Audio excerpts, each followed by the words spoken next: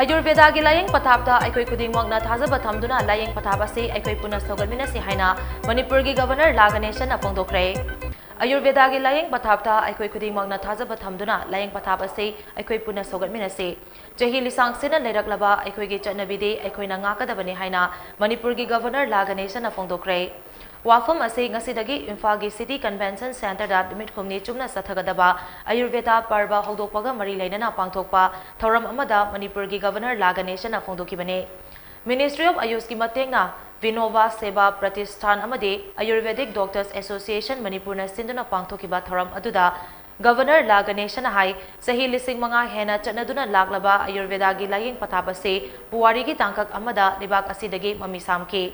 Sanglaba British ki loilam lenga ki matamda lebak asida chanaramba liklam kayamarum tapna marai saitharake. Masida lebak asigi lausing leiraba miyoi singna puthoklamaba Ayurveda gi layeng pathap asesu mami sambada yauke.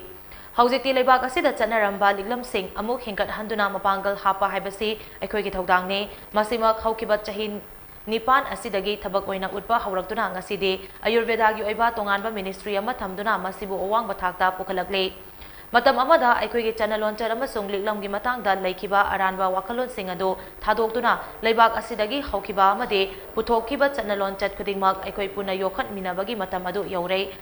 Hakchang fana amadi ana ayek yaudaba punsi mahing ama oinabagi damak tangai fadana Ayurveda gi system asi eikhoi khudingmakna khudung inba haurase. Honglakliba eikhoi gi punsi mahing asida chahi lising kaya gi mamangda chanaramba thabak thoram singde nathai ramba chumloi.